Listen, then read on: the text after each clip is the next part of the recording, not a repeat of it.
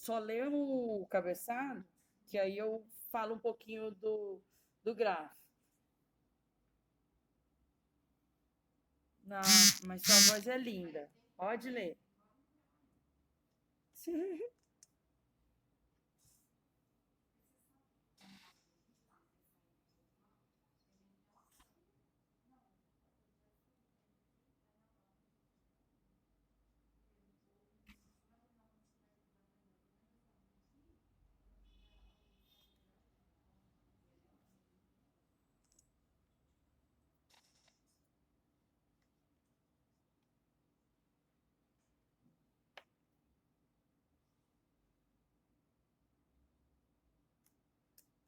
Bom, que a gente está observando aí, porque algumas respostas entre todos os entrevistados, é, por que vive na rua? Alguns responderam que é por conta de alcoolismo ou drogas, outros por conta de desemprego, outros, outros problemas familiares. Eu vou ver se eu tiro o eco, gente. Espera só um minutinho. Cancelamento de eco acústico. Mas eu tô gravando para aqueles que não estiverem presente, aí eu vou postar essa gravação no YouTube, sabe? E aí mando o link pro Classroom e aí as outras pessoas vão ficar só com saudade. E morrendo, vão ficar tudo com vontade. E se a... Então, bora. Ó, desemprego. Alguns responderam, 30% responderam que por conta de desemprego, 30% por conta de problemas familiares, 20% perda de moradia, porque não perderam suas casas, e 16% decepção amorosa. Olha, deixa eu te falar um negócio para vocês. Ó, quando a gente está fazendo uma pesquisa, geralmente não, todos os entrevistados representam o todo. O todo é 100%. Então, quando você vai fazer alguma entrevista, alguma pesquisa, vai ter que ter 100% de algo. O que a gente consegue observar aqui, ó? 36 mais 30, só aqui deu 96. Mais 20 dá 116. Mais 16 dá 132. Alguma coisa aí, por aí. Então, o que a gente começa a observar? Que se deu mais de 100%, então a gente pode observar que algumas pessoas responderam mais de uma alternativa para essa pesquisa ser fidedigna, assim, fiel mesmo. Então, mais uma coisa que a gente observa é a gente pensa que as pessoas que moram na rua, eu nunca imaginaria que, olha aqui, a maioria dessa população sabe ler e escrever. 74% sabe ler e escrever. Olha que interessante esses dados para a gente observar, não é? Tem uns 4, 5 anos, eu fui a São Paulo com a minha mãe, e aí nós passamos perto de uma do maior prédio lá da América Latina, lá perto da 28 de maio. Não é a 25 de março, não. É maio mesmo. E lá no centro de São Paulo, tinha umas pessoas que moravam embaixo da escada. Então, minha mãe, muito tranquila, nós fomos com uma pessoa que tinha muitos traumas, fobias e medo. Como ela já foi assaltada lá em São Paulo, ela não tinha essa abertura, ela tinha medo de tudo, principalmente assim das pessoas que moravam na rua. E aí quando a gente passou perto de uma escadaria para ir para esse prédio, Minha mãe parou no meio do caminho, viu um pessoal debaixo da escada e foi lá. Foi, conversou com o povo. E aí eu tô lá procurando, aí minha amiga falou assim, Ninguém, cadê sua mãe? Falei, mãe, não sei. Aí ela foi atrás. Minha mãe tava conversando com o pessoal, batendo papo. E o pessoal fazendo almoço debaixo lá dessa escada. E aí vieram elas duas. E minha amiga falou assim: tive que chamar sua mãe, senão a sua mãe ainda ia almoçar com eles. Talvez eles nem tinham comida para ela, só tinha para eles mesmo. Eu falei: nossa. E a tia dessa minha amiga que estava com a gente, morrendo de medo. Tinha medo de todas as pessoas por conta que ela vivia muito tempo em São Paulo, então a visão dela lá é completamente diferente da nossa, que vai visitar. Então, quando eu li esses dados aqui dessa questão, a gente não tem noção que as pessoas sabem ler, escrever e, e olha aqui, 0,7 se diplomou. Não é só, por exemplo, se alguém tem a visão que quem mora na rua é só pessoas ignorantes ou que nunca estudou, não, né? A gente verifica, assim, uma nova visão. Eu não sei como que vocês estão analisando essa história que eu estou contando, tudo que eu estou falando, mas, assim, é uma maneira para a gente começar a abrir os olhos da mente. Então, esses gráficos nos faz refletir, né, sobre essas questões que eu estou conversando com vocês. Agora aqui, logo embaixo, em escolaridade superior, ó, 1,4% das pessoas declararam ter superior completo ou incompleto. Passaram pelo menos pela faculdade. 7% tem médio completo ou incompleto. 58% dos que responderam essa pesquisa tem fundamental completo ou incompleto. E 15,1% nunca estudaram. Então, eu não sei se a visão de vocês talvez estava desatualizada igual a minha, mas apenas 15% disseram nunca estudar e eu pensava que era mais. Então, que nunca estudaram, né? Ó, então agora, que a questão está pedindo? O que se pode concluir com as informações apresentadas no texto? Eu tirei várias conclusões, que não é só pessoa sem estudo que mora na rua, né? Então, assim, se eu for perguntar para vocês, cada um de vocês vai conseguir me falar um relato, me falar de uma pessoa que vocês já conheceram, assim, que estão na rua por conta de droga, desemprego, problemas familiares, perda de moradia, enfim, cada um de vocês vai conhecer um caso, né? Eu também conheço casos. E para quem vive isso, gente, é algo assim que a gente não consegue mensurar, né? Essa vivência, essa experiência dessa pessoa. Então, tudo é um aprendizado. Então, o que se pode concluir com as informações apresentadas? Então, você aí no seu caderno vai colocar unidade 8, pula uma linha, escreve o número 1 e já coloca as suas análises. O que você observou, né? Quais foram os insights, os despertares que vocês tiveram, tá?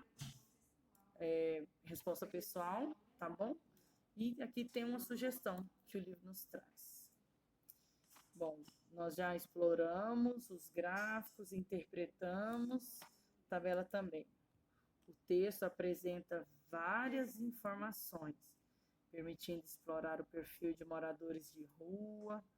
Existem pessoas que declararam mais de um motivo para estarem vivendo na rua, realizando a somatória do gráfico, que aponta os motivos que levaram esses indivíduos a morarem nas ruas. Observamos que a pesquisa trabalhou com um quadro de justificativas que ao todo atinge 132%.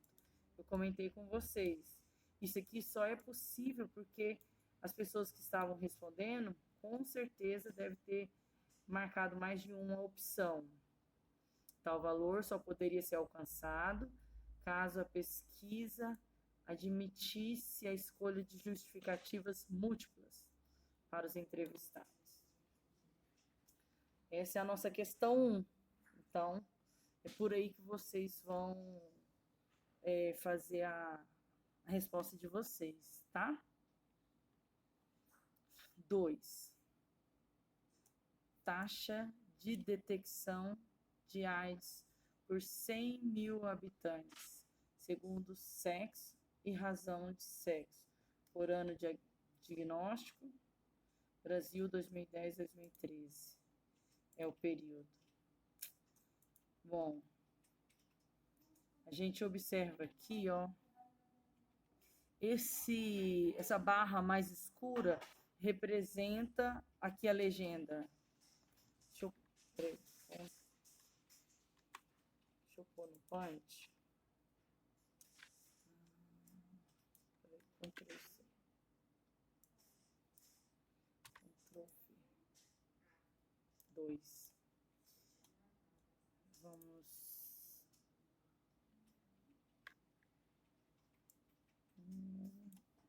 Ó, essa barra mais cinza aqui são quem? São as pessoas de sexo masculino.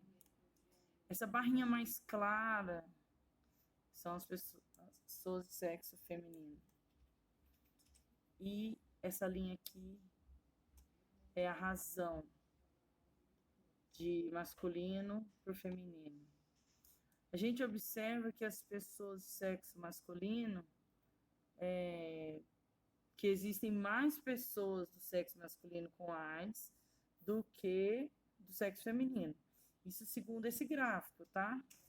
Isso aqui traz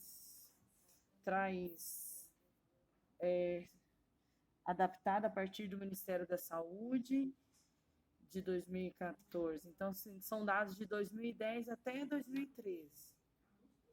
O que a gente observa que aconteceu entre, olha aqui, 2010,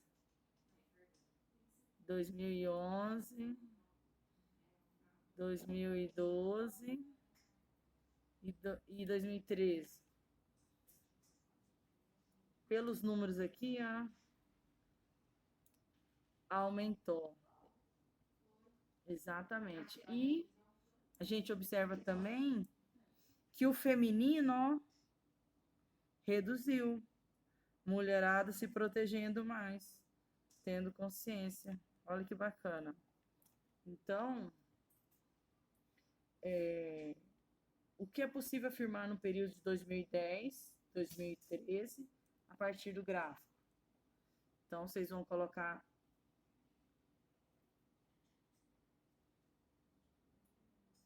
yes, arrasou.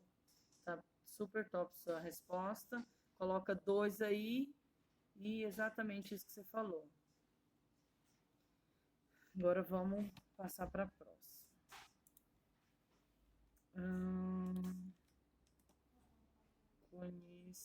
Cadê? Oh my God. 3. O gráfico a seguir apresenta o resultado da intenção de votos para representantes de um clube recreativo. Respondo. O que se pode concluir com esse gráfico? Vou dar um print aqui para mostrar um Ctrl+V aqui. Ó,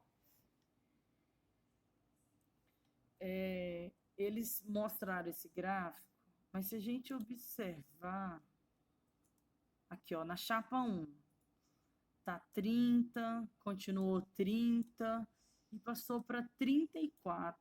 A gente observa que aumentou 4 pontos, mas eles fizeram um gráfico bem suavizado, tá vendo?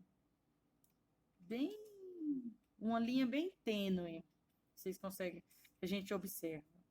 Já na chapa 2, estava 20, manteve 20, e aí eles fizeram uma linha bem agressiva e marcaram 22 pontos. Subiram 2 pontos aqui e fizeram uma linha mais inclinada, como a gente pode observar, enquanto na chapa 1 a linha está mais tênue, mas subiu 4 pontos. Então, o que a gente consegue observar? Que o gráfico apresenta manipulação intencional de dados. Estão tentando maquiar esses dados para que aquelas pessoas que estão em dúvida vote nessa chapa 2, porque tá vendo, a chapa tá crescendo, vou votar neles. Entendeu? É uma manipulação, como aqui disse, ó, intencional de dados. Assim como vocês podem observar na Netflix aquele filme, um documentário sobre redes virtuais. Acho que é redes virtuais o nome. Ele fala sobre como?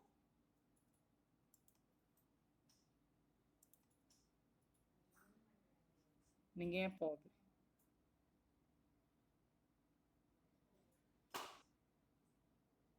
Eu ia falar uma palavra, mas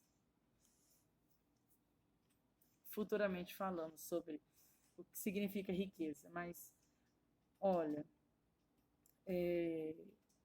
sobre esse filme, esse documentário que consta na Netflix, vou até pesquisar aqui, ó, redes sociais na Netflix, documentário. Eles comentam imagens. É o dilema das redes.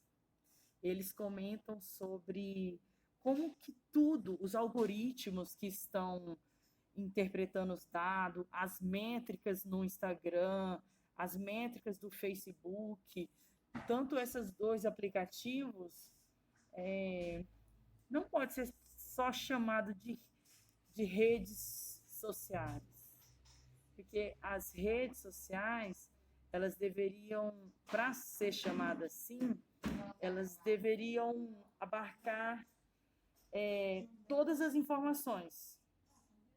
Só que eles manipulam. Então, como manipula, essa manipulação, então, a gente vai chamar de mídia social, porque é algo manipulado. Então, eles, nesse documentário, eles falam sobre os algoritmos, que se uma pessoa... Vocês mesmos já devem ter observado que se você clica num anúncio de dieta, vai começar a aparecer um monte de coisa. E, por exemplo, no meu Instagram, vem muita informação de curso online, de curso de neurociência, poder da mente, porque são coisas que eu curto muito. Então, o algoritmo formado para o usuário com o meu e-mail, vem essas informações. Então, nesses aplicativos, tudo verifica-se algoritmos que estão para manipular mesmo, manipular mercado, manipular venda, tanto o Instagram quanto o Facebook é um comércio, né? Vamos falar de uma maneira assim mais rápida, é bem comercial, tá bom? Então vamos voltar. Era essa a ideia que eu queria passar sobre manipulação intencional de dados, tá bom?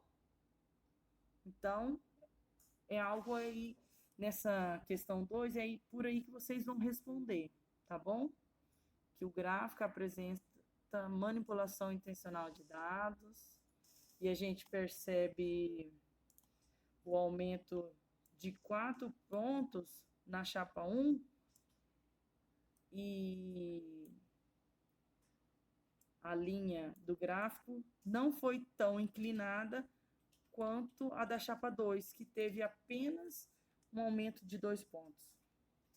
Então, é em torno disso aí que eu quero que vocês falem algo, tá? Vamos voltar. Questão 3. Laiane, seja bem-vinda. Aprender mais. Questão 4. Observe o gráfico a seguir. Emissão de gás carbônico. Observamos aqui, ó, emissão de gás carbônico na atmosfera em 2000. Japão, 323.215, aqui, ó, em toneladas. Rússia, 389.774 toneladas. Brasil, 401.000. China, 734.000. Estados Unidos, 1.518.320 toneladas. Então, a gente, de acordo com esse gráfico, elabora uma situação, problema fictícia. Que a gente, aqui é para vocês mesmos criar uma situação, problema. Então, vocês podem colocar uma situação de porcentagem, quanto que representa, o Brasil representa quantos por cento nessa emissão de gás carbônico. Então, aí você vai ter que, na resposta, calcular também. Ou então, quiser pôr uma pergunta mais simples, quais são os 3 principais emissores de gás carbônico na atmosfera até 2000? Então, aqui vai de acordo com você. Então, queria até aproveitar para falar sobre a emissão de gás carbônico, pegada de carbono, e vocês, qual que é a ideia de vocês em relação ao meio ambiente? Se é aquela ideia arcaica de apenas de consumismo, de agressão ao meio ambiente, ou se vocês já despertaram que alguém tem que tomar consciência e começar a cuidar do planeta, né? Como que está o seu nível de consciência? Acho que essa questão é boa para a gente analisar, né? Outro dia eu entro com muito mais carinho nessa questão, que é uma questão, assim, de no mínimo umas 3 aulas, de tanto que é importante. Bom, então, de acordo com esse gráfico, elabora a situação, problema. Sugestão de solução. O Brasil é responsável por 401.574 toneladas das emissões globais de gás carbônico na atmosfera. Primeira posição da lista dos mais emissores ficou com os Estados Unidos. A China ficou em terceiro. Vamos lá no gráfico. China em segundo, Brasil em terceiro, Rússia em quarto. Olha, o Japão é um dos países mais populosos e eles, tem muita gente consciente lá. Eles são bem atentos quanto a ISO 14000, que prevê, que fala muito da pegada de carbono. Então, a resposta de vocês vai assim, girar em torno dessa sugestão aqui, mais ou menos. Certo? Bom, se vocês quiserem também calcular o percentual, é uma ótima pedida, tá? E a 5 é a nossa última questão de hoje. Elabora uma situação, problema que envolva pesquisa relacionada com acontecimentos locais. Exemplo, Eleição para prefeito, vereadores, inflação, acidente de trânsito. Represente os dados da pesquisa em tabelas ou gráficos. Bom, um gráfico que a gente está vendo aí a todo instante é em relação, pelo menos no ano passado, as pessoas vítimas de Covid, né? Que eu acho que muita gente já viu esses gráficos. Então, assim, pesquisa, verifica um gráfico aí para vocês analisarem e elaborar uma situação, um problema. Olha a sugestão. O gráfico, falando desse gráfico aqui, ó, utilizaram esse gráfico como exemplo. Das estatísticas nacionais, feridos graves em acidentes de trânsito.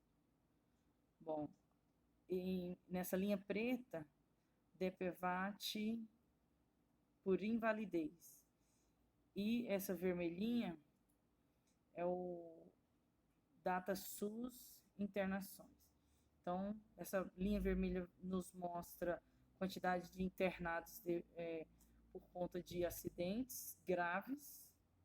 E desses acidentes, essa linha preta representa pessoas que deram entrada no DPVAT e foram diagnosticadas com algum tipo de invalidez. Então, desde 2002, 2003, até 2014, o que a gente observa? Que está reduzindo, que quanto mais tecnologia, mais informação na palma da mão, isso quer dizer que as pessoas são mais conscientes e dirigem com respeito à própria vida e à vida do próximo. Esse gráfico talvez não mostra que a tecnologia provocou, assim, tanta melhora de vida, né? Sim, olha aqui, nesse caso, a gente não sabe os motivos dos acidentes, mas a gente vê um aumento, né, das pessoas inválidas. Bom, então as questões que eu quero que vocês postem lá no Classroom, ó, aqui é do primeiro A. Primeiro A, aqui a nossa atividade do dia 22/2, já comentamos os exercícios, vocês vão entrar na atividade e postar a atividade. Parabéns o Alisson, Raíssa, Brenda, que já postaram, mais outros aí vão postar, estava acompanhando a aula, né? Vamos que vamos, moçada. Então, a gente já vai liberar o nosso trem de pouso, já para finalizar a nossa aula. Oi?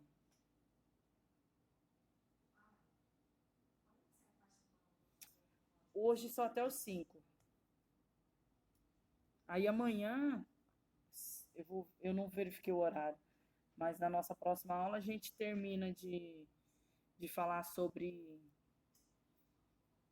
esses 5 exercícios da unidade 8, tá?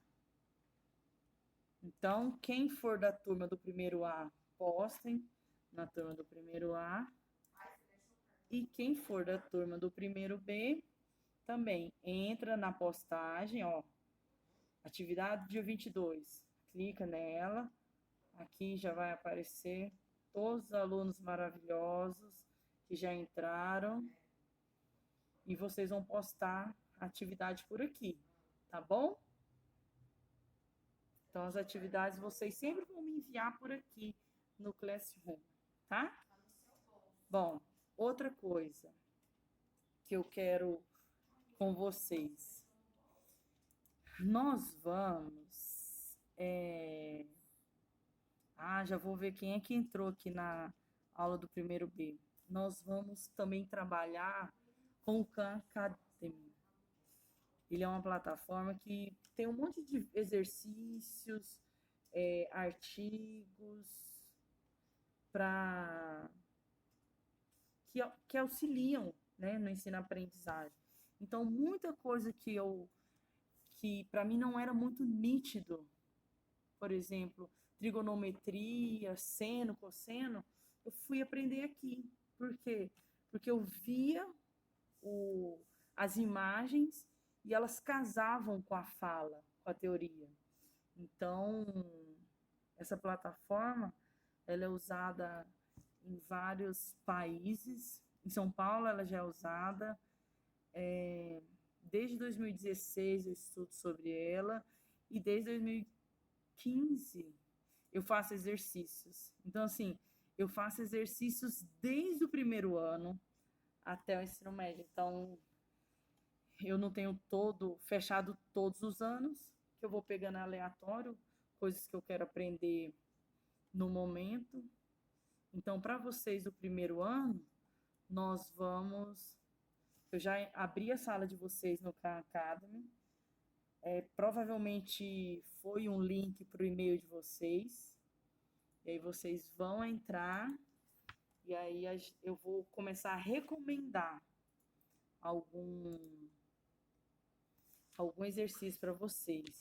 Um exercício que eu queria muito que vocês, pelo menos, visualizassem comigo, é sobre o que vocês acabaram de estudar, probabilidade. Então, aqui, ó, probabilidade simples, prática. Bora lá. A simples. Cadê? Ó, peraí. Poxa, my God. O exercício 7 de sexta-feira, ele era para a gente calcular a probabilidade de lançamento de um dado. De sair o número 3, aqui, ó, a resposta. Essa resposta é o número 3. Por quê? Num dado, quantas faces com o número 3 eu tenho? Apenas uma. Então, esse é a possibilidade, o número de eventos que eu quero que ocorram. E qual que é o meu campo amostral? Ou seja, todas as situações que um dado pode cair. Quais são as possibilidades? Você jogar um dado e cair 1, certo? Jogar um dado e cair 2, 3, 4, 5 e 6. Tem a possibilidade de eu jogar um dado e ele cair 7? Não tem. Só vai até os 6, aqueles dados normais.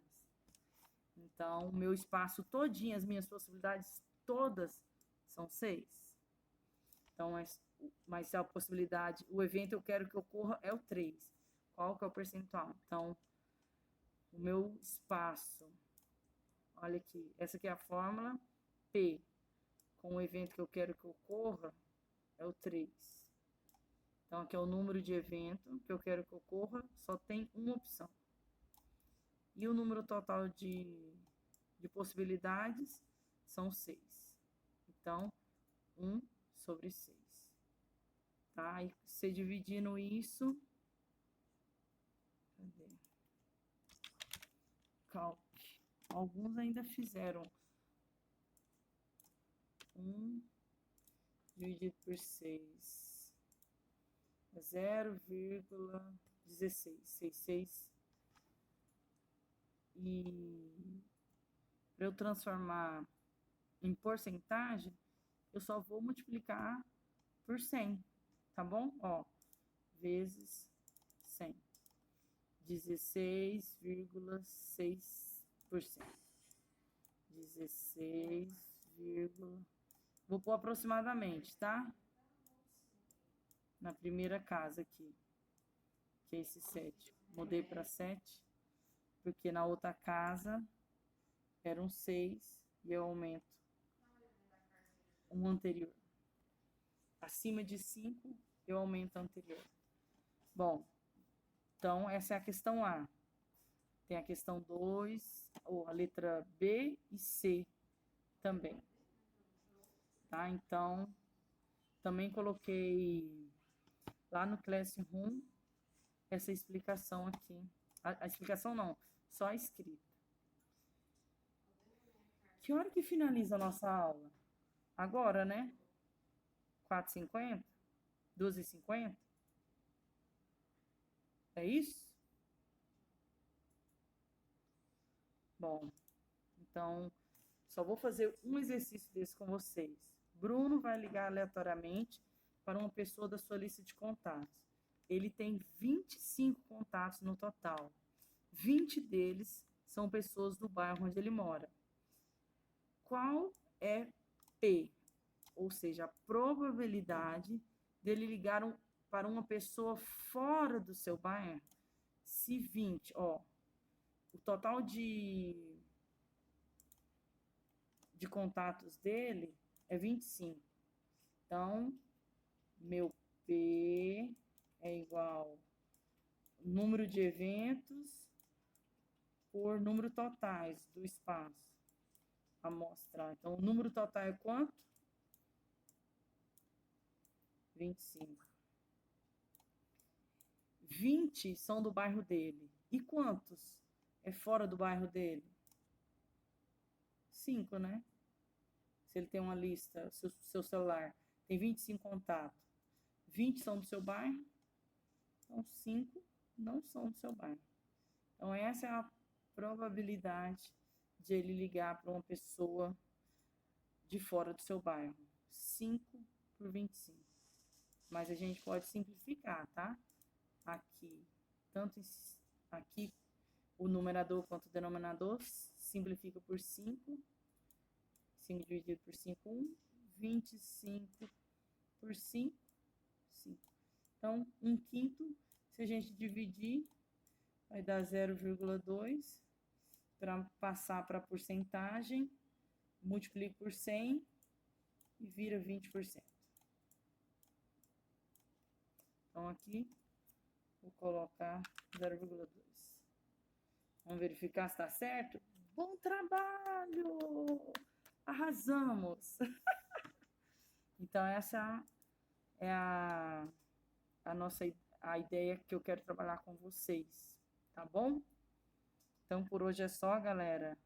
Eu vou publicar essas resoluções e coloco o link dessa aula do Meet lá no Classroom e também posso jogar o link no WhatsApp, tá bom?